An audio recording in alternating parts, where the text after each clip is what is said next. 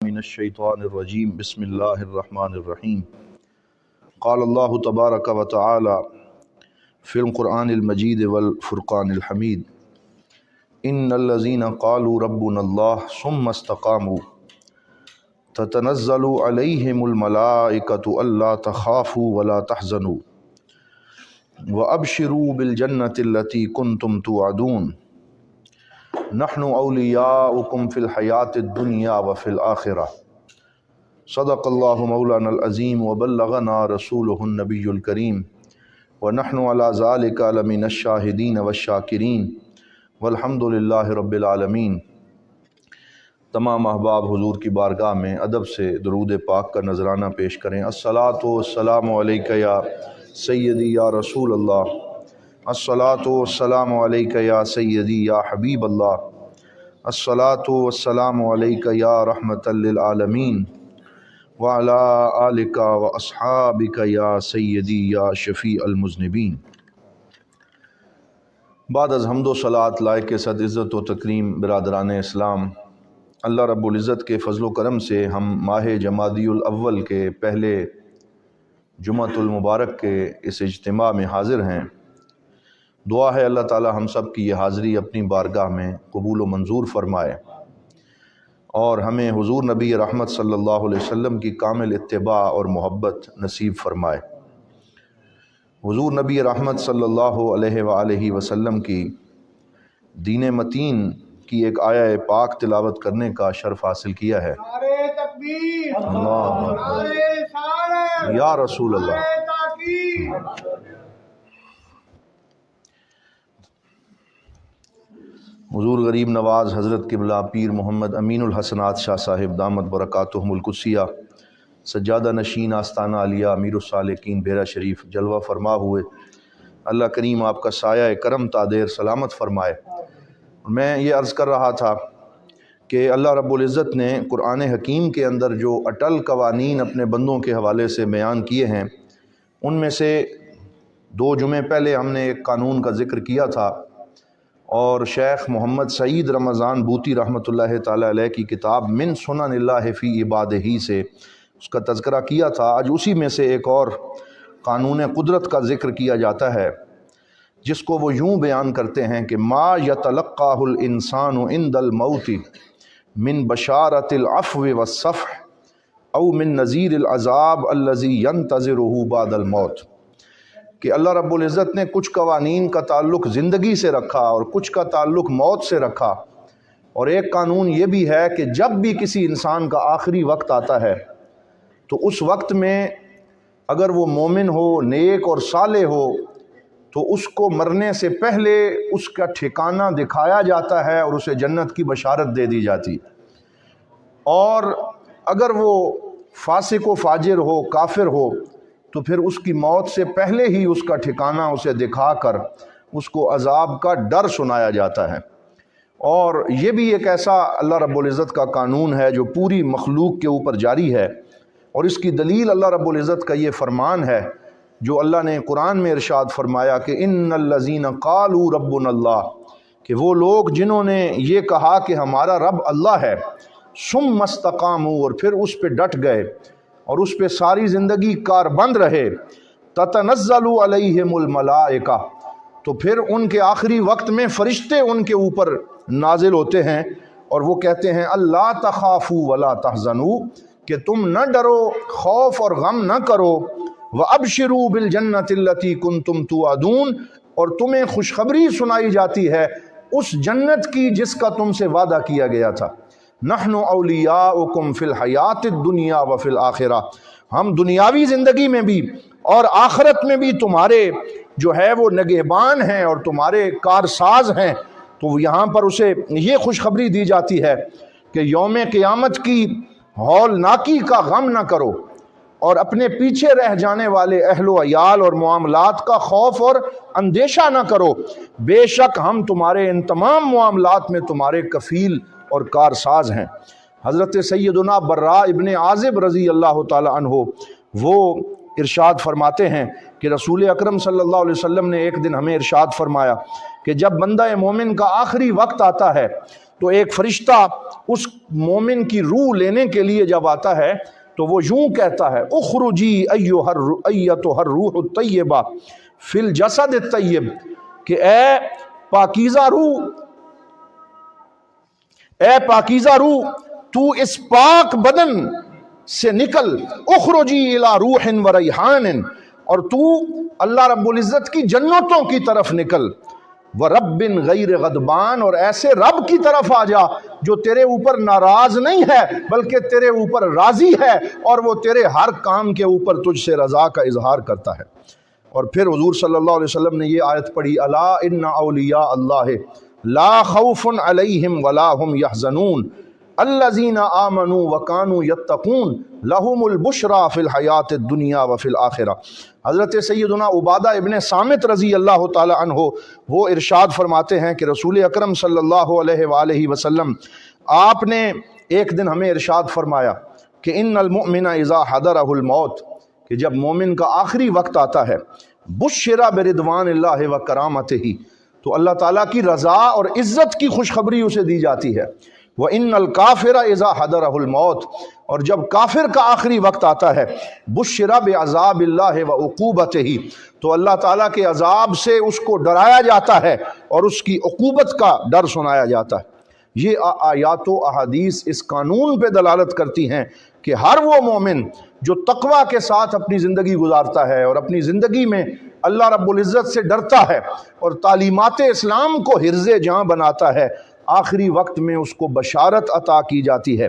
یہاں بعض لوگ یہ سوال کرتے ہیں کہ قرآن حکیم کے اندر تو اس بشارت کو اولیاء کرام کے ساتھ خاص کیا گیا اور یوں فرمایا کہ وہ اللہ کے ولی اور اولیاء ہوتے ہیں جن کو یہ بشارت دی جاتی ہے، تو پھر اس کا جواب کیا ہے؟ تو بوتی صاحب فرماتے ہیں کہ اس کا جواب بھی اسی آیت میں مذکور ہے کہ اگر اللہ نے یہ فرمایا کہ ولی کو بشارت دی جاتی ہے تو ساتھ ولی کی تعریف ہمارے اوپر نہیں چھوڑی بلکہ اس کو بھی قرآن میں ذکر فرما دیا کہ وہ ولی کون ہوتا ہے؟ الذین آمنوا وکانوا یتقون، جس میں دو وصف پائے جائیں اسے درجہ ولایت نصیب ہوتا ہے۔ پہلا وصف ایمان کا ہے اور دوسرا وصف تقوی کا ہے، یعنی ہر وہ بندہ جس کو ایمان کی دولت میسر ہے، اللہ رب العزت کی توحید اور سرکار دو عالم کہہ دیجئے صلی اللہ علیہ وسلم کی رسالت پہ اس کا کامل ایمان ہے، اور پھر تقوی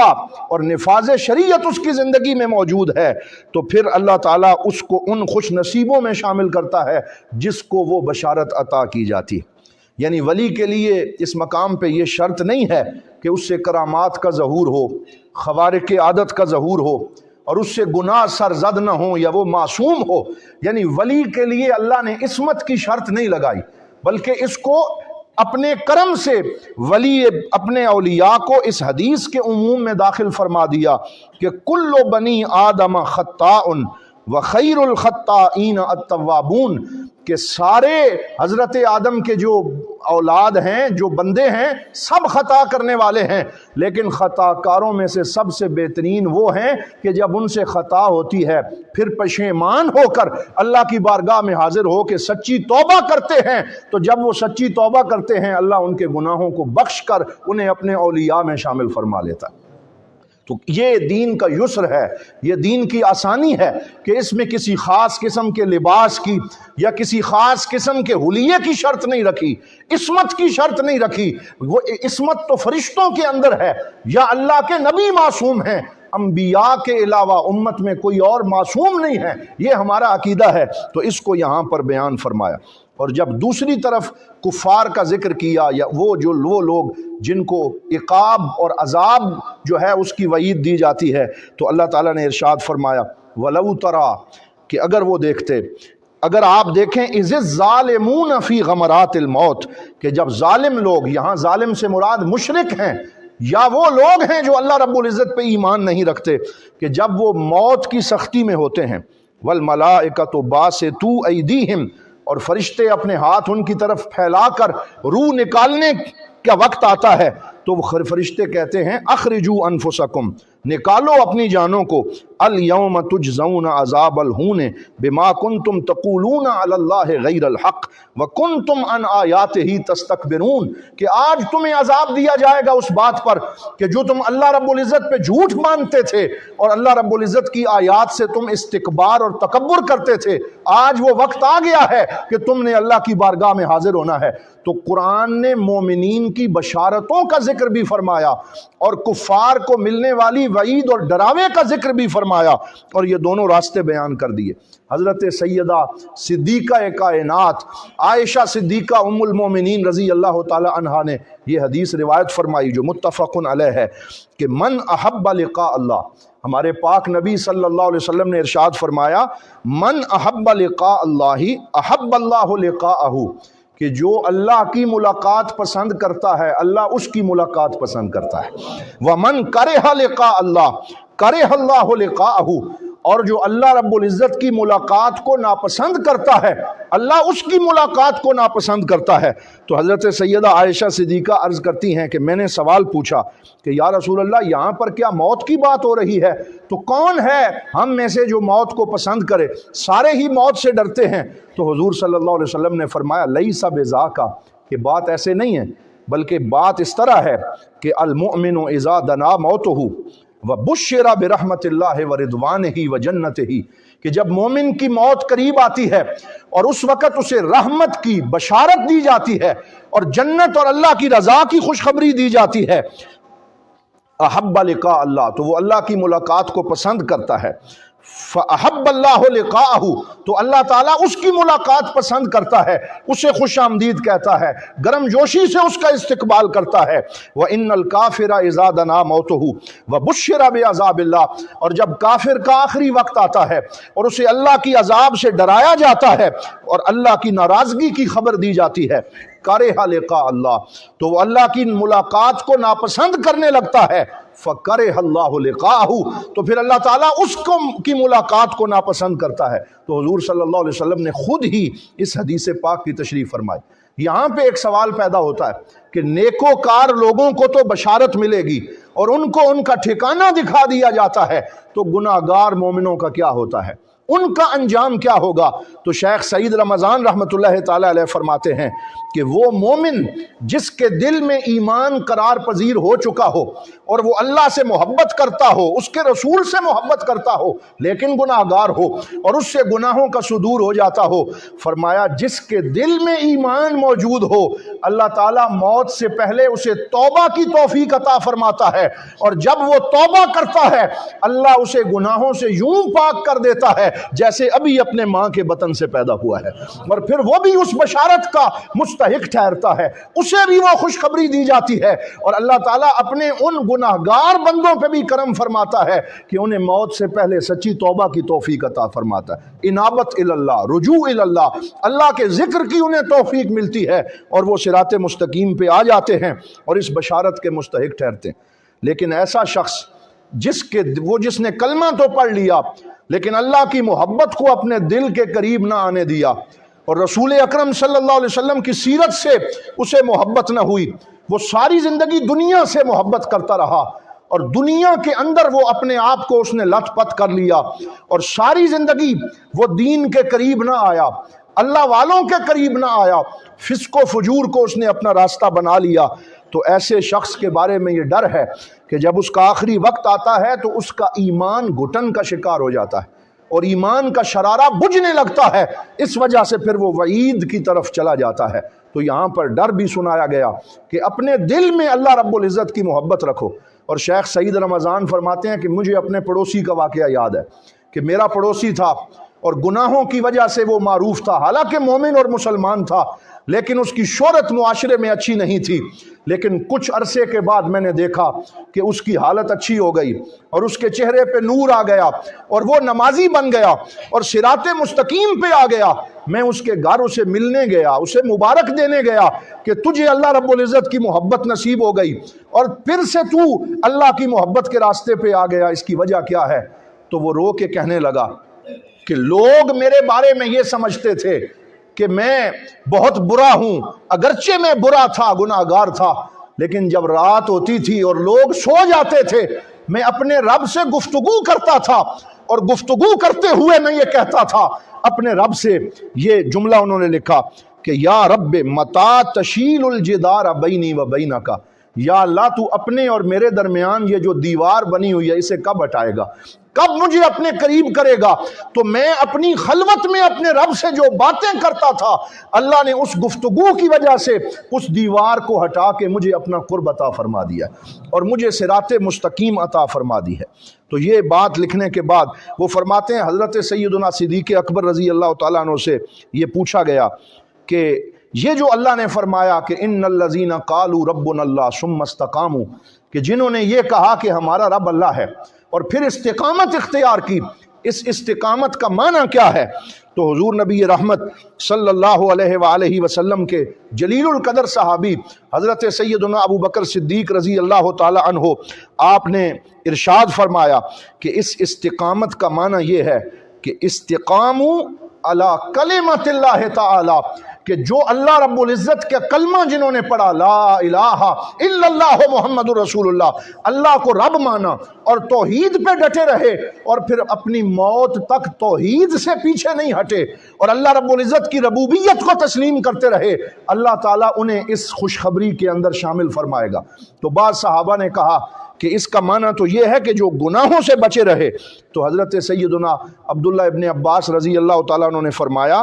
کہ قرآن میں جس آیت کو تم عظیمت والی آیت سمجھتے ہو میں اسے رخصت والی آیت سمجھتا ہوں۔ پوچھا گیا وہ رخصت اور آسانی والی آیت کون سی ہے؟ فرمایا وہ یہی ہے کہ ان الذین قالوا ربنا اللہ ثم استقاموا، کہ جنہوں نے اپنے رب کو رب مانا اور اللہ کی توحید کا اقرار کیا اور پھر ساری زندگی کلمہ طیبہ پر ڈٹے رہے۔ اس کا مطلب یہ ہے کہ اگر گناہ ہو بھی گیا لیکن اللہ کی ربوبیت کا اقرار کرتے رہے تو اللہ تعالیٰ انہیں اس بشارت سے محروم نہیں کرے گا بلکہ انہیں ایمان والوں کے اندر ہی شامل فرمائے گا۔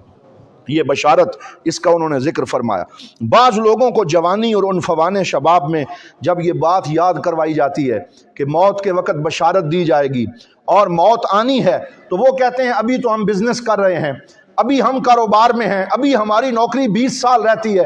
اور آپ ابھی سے ہمیں یہ باتیں یاد نہ کروائیں، ابھی کچھ سال اور جینے دیں اور پھر دیکھیں گے، سجدے بھی کریں گے، اپنے آپ کی اصلاح بھی کر لیں گے، لیکن ابھی سے آپ جو ہیں وہ ہمیں ڈر نہ سنائیں۔ اس طرح کی گفتگو کرتے ہیں۔ تو حضور صلی اللہ علیہ وسلم کی یہ حدیث ان کے پیش نظر رہنی چاہیے کہ سرکار دو عالم صلی اللہ علیہ وسلم نے فرمایا العبرۃ بالخواتیم، کہ انسان کی زندگی کا دار و مدار اس کے خاتمے پر ہے کہ خاتمہ کیسا نصیب ہوتا ہے۔ اور حضرت سیدنا احمد ابن عطاء اللہ سکندری رحمۃ اللہ تعالی علیہ سے جب سوال کیا گیا کہ اس حدیث کا معنی کیا ہے تو آپ نے فرمایا من علامات النجح فی النہایات الرجوع الی اللہ فی البدایات، فرمایا انجام کے اندر کامیابی کی علامت یہ ہے کہ انسان اپنے سفر کے آغاز میں اللہ رب العزت کی بارگاہ کی طرف رجوع کرنے والا ہو۔ جو اپنی جوانی میں اللہ کی طرف رجوع کرے اسی کو پھر اچھا خاتمہ بھی نصیب ہوتا ہے اور اسی کی زندگی اچھی رہتی ہے۔ اور ایک مشہور جملہ انہوں نے ارشاد فرمایا من اشرقت بدایتہ اشرقت نہایتہ، کہ جس کا آغاز اچھا ہوتا ہے اللہ اسے انجام بھی اچھا عطا فرماتا ہے۔ جس کی زندگی اچھی گزرے، استقامت پہ گزرے، ذکر و فکر میں گزرے، تلاوت قرآن میں گزرے اور اپنی جوانی میں وہ اپنے مولا سے تعلق رکھے تو پھر آخری وقت میں بھی اس کا یہ تعلق مستحکم ہو جاتا ہے اور اللہ رب العزت انہیں یہ بشارات عطا فرماتا ہے۔ اور پھر انہوں نے پودے کی مثال دی کہ جو پودا ہوتا ہے جب اس کی کونپل نکلتی ہے، اگر کونپل اچھی نکلے اور چھوٹے چھوٹے پتے ٹھیک ہوں اور ان میں سے کوئی پتا سوکھا ہوا نہ ہو تو پھر لوگ کہتے ہیں کہ یہ درخت سایہ دار بھی ہوگا، پھلدار بھی ہوگا کیونکہ اس کا آغاز بہت اچھا ہوا ہے۔ تو فرمایا اسی طرح جس بندے کی جوانی اور اس کی بچپنا جو ہے وہ اچھے لوگوں کے ساتھ ہو اور اس کے معمولات اچھے ہوں تو اللہ تعالیٰ اس کو اچھا انجام جو ہے وہ بھی نصیب فرماتا ہے۔ اور جو جوانی کے اندر گناہ کرتے رہیں اور اللہ کے راستے سے دور رہیں تو ان کے بارے میں اللہ رب العزت نے فرمایا کلا بل ران علی قلوبہم ما کانوا یکسبون، کہ جو کام وہ کیا کرتے تھے ان کی وجہ سے ان کے دل پہ میل چڑھ گئی اور یہ میل پھر بڑھتی بڑھتی اس جگہ تک پہنچ جاتی ہے کہ پھر بڑھاپے میں انسان کے لیے رجوع اللہ مشکل ہو جاتا ہے۔ عرب کے بزرگ فرمایا کرتے تھے من شب علی شیء شاب علیہ، کہ جو جس چیز پر جوان ہوتا ہے اسی چیز میں اس کا بڑھاپا بھی گزرتا ہے، لہٰذا اپنے جوانی کے وقت کو غنیمت جاننا اور اس میں اللہ رب العزت کی طرف رجوع کرنا اور اپنے مالک کو یاد کرنا، یہ اللہ والوں کا شیوا ہے، اور اسی کے اوپر انہوں نے ہمیں کاربند رہنے کا درس دیا۔ شیخ سعید رمضان نے یہاں اپنا ایک واقعہ لکھا، فرماتے ہیں کہ جب میں بالکل چھوٹا تھا اور بلوغت کے اندر میں نے قدم رکھا تو وہ رات جب میری زندگی میں آئی، وہ دن آیا کہ جب میں بالغ ہوا تو میں نے خواب دیکھا، اور خواب میں مجھے یہ اشارہ ہوا کہ اب تو بچہ نہیں رہا بلکہ تو بالغ ہو گیا ہے۔ تو میں صبح اٹھا اور رونے لگا اور رو کے کہنے لگا کہ اب میں بالغ ہو گیا ہوں، اب میں مکلف بن گیا ہوں، اب میرے دونوں کندھوں پہ دو فرشتے آ گئے ہیں، ایک نیکیاں لکھے گا ایک گناہ لکھے گا، تو اب میں کس طرح اللہ تعالیٰ کی بارگاہ میں جواب دے ہوں گا۔ تو کہتے ہیں بچے تو اس چیز کو والدین سے چھپاتے ہیں، لیکن میں اپنے والد کے کمرے میں چلا گیا اور ان کے سامنے بیٹھ کے رونے لگا۔ تو انہوں نے کہا روتے کیوں ہو؟ میں نے کہا جناب یہ بلوغت کا آغاز ہوا اور اب فرشتے میری نیکیاں اور گناہ لکھنے والے آ گئے، اس سے ڈر رہا ہوں کہ اب میرا کیا ہوگا۔ تو میرے والد نے جب رقابت اللہ اور اللہ رب العزت کی نگرانی کا یہ تصور میرے وجود پہ دیکھا تو وہ مجھے انہوں نے مجھے حوصلہ دیا اور کہا اگر گناہ لکھیں گے تو اس پہ خوشی بھی تو مناؤ کہ تم جو نیکی کرو گے وہ لکھی جائے گی، تمہارا ہر خیر کا کام کاؤنٹ ہوگا، تمہارا ہر نیک قدم اللہ رب العزت کی بارگاہ کے تمہیں قریب کرتا چلا جائے گا۔ انہوں نے مجھے اس بات کا سہارا اور اس کا حوصلہ دیا۔ تو یہ وہ خوبصورت قانون انہوں نے ذکر کیا ہے کہ جس کے تحت اگر انسان اس بات کا دھیان رکھے کہ انسان کا جب آخری وقت آتا ہے تو اس کو موت سے پہلے بشارت دے دی جاتی ہے کہ تو نے اچھا وقت گزارا ہے اور جنت میں تیرا ٹھکانہ یہ ہے، وہ خوش نصیب انسان ہوتا ہے۔ اور اس کے بارے میں اللہ رب العزت نے ارشاد فرمایا تتنزل علیہم الملائکہ الا تخافوا ولا تحزنوا وابشروا بالجنۃ التی کنتم توعدون۔ اور آخر میں انہوں نے حضرت موسیٰ علیہ السلام کی قوم میں بنی اسرائیل کا یہ واقعہ لکھا کہ ان میں ایک عابد مشہور تھا اور ایک برا شخص مشہور تھا۔ جو عابد تھا اس کی شہرت یہ تھی کہ یہ بڑا نیک ہے، یہ ہر وقت سجدے کرنے والا ہے اور بہت مشہور تھا، اور جو برا تھا وہ برائیوں میں مشہور تھا، لیکن کسی کو نہ اپنی عبادت پہ ناز کرنا چاہیے نہ کسی کو حقیر سمجھنا چاہیے۔ ایک دن اللہ کا کرنا یہ ہوا کہ ادھر سے وہ عبادت گزار آ رہا تھا، ادھر سے یہ بدکار آ رہا تھا، راستے میں دونوں کی ملاقات ہوئی تو اس بدکار نے سوچا کہ میں تو برا ہوں، یہ اللہ کا نیک بندہ ہے، میں اسے سلام کروں گا، اس سے مصافحہ کروں گا تاکہ مجھے برکت نصیب ہو جائے۔ تو جب اس عابد اور عبادت گزار نے اس بدکار شخص کو دیکھا تو دور سے ہی اپنا ہاتھ جھٹک دیا، اسے دھتکار دیا اور کہا میں تجھ سے سلام نہیں کروں گا کہ تو اتنا برا شخص ہے اور تیری شہرت اچھی نہیں ہے۔ تو حضرت موسیٰ علیہ السلام جب کوہ طور پہ گئے تو اللہ رب العزت نے انہیں پیغام بھیجا ان دونوں کے لیے، فرمایا قل لہما ان یستانفا، کہ اے موسیٰ ان دونوں سے جا کے کہنا کہ انہوں نے جو کچھ کمایا تھا وہ صفر ہو گیا ہے، اب صفر سے پھر سے اپنی زندگی کا آغاز کریں۔ نیکوکار بھی صفر پہ چلا گیا، بدکار بھی صفر پہ چلا گیا، وہ اپنے تکبر کی وجہ سے، یہ اپنی عاجزی کی وجہ سے، یہ اپنے اس جو ہے وہ عجز و انکسار کی وجہ سے جو اس کے دل میں موجود تھا۔ تو اس طریقے سے صوفیاء کرام کی تعلیمات ہیں، اور حضور ضیاء الامت جسٹس پیر محمد کرم شاہ الازہری رحمۃ اللہ تعالیٰ علیہ کی زندگی میں ہم نے ان کو متجسد ان چیزوں کو دیکھا کہ اللہ رب العزت نے انہیں جو عجز و انکسار عطا فرمایا، جو دین کی پابندی عطا فرمائی، جو قرآن و سنت کے ساتھ محبت عطا فرمائی، اور اللہ رب العزت نے اپنے ساتھ ان کو جو تعلق عطا فرمایا، اسی کی وجہ سے آج یہ بہار ہے کہ آج دارالعلوم محمدیہ غوثیہ بھیرا شریف سے اللہ اور اس کے رسول صلی اللہ علیہ وسلم کی محبت کا یہ پیغام نشر ہو رہا ہے۔ اللہ رب العزت اس مرکز محبت کو آباد رکھے، حضور غریب نواز کا سایہ تا دیر سلامت رکھے، اور اللہ تعالی ہمیں دین کو سمجھ کر اس پہ عمل کرنے کی توفیق عطا فرمائے۔ وآخر دعوانا ان الحمد للہ رب العالمین۔